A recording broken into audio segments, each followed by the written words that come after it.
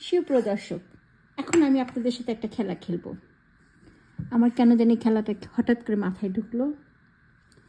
এটা হচ্ছে লাউয়ের একটা অংশ, এটা হচ্ছে মূলার একটা অংশ, এটা ছোট্ট একটা আপেলের একটা অংশ, আর এটা হলো গাজর, আর এটা হচ্ছে একটা প্লাম ফল, প্লাম, আর এটা হচ্ছে বিটরুট। আমি সুপ্রিয় দর্শক, আমি এটাকে মিলাবো।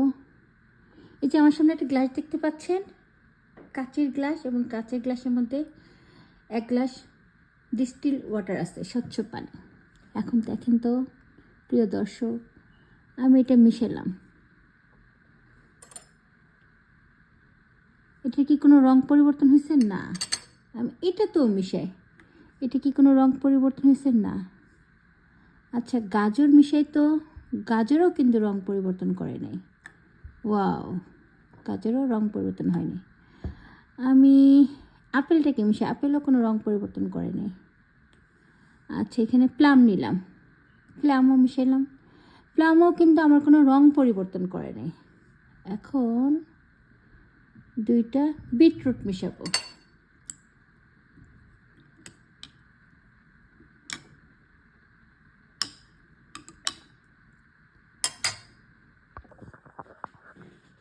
এখন মজার খেলাটা আমি এখানেই বলতেছি। এই যে দেখেন, বিটরুট মিশানোর পরে গ্লাসের পানির রং পরিবর্তন হয়ে গেল, এবং পুরা এখানে যে যে খাবারগুলো আগে আমি আলাদা করতে পারতাম, এখন আপনি কোনো কিছুকে আলাদা করতে পারবেন না।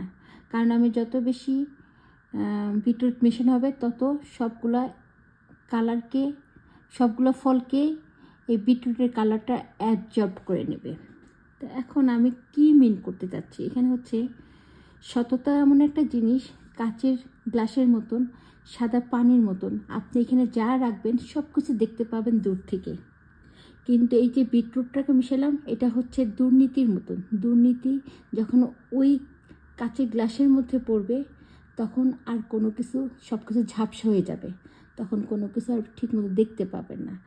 তা দুর্নীতি হচ্ছে এমন একটা জিনিস, এই দুর্নীতি যদি কোনো কিছুর মধ্যে যুক্ত হয়, সে জায়গাটাকে ধ্বংস করে ফেলে।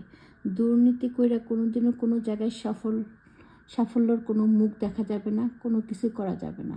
তাই দুর্নীতিমুক্ত দেশ করার আমাদের অঙ্গীকার।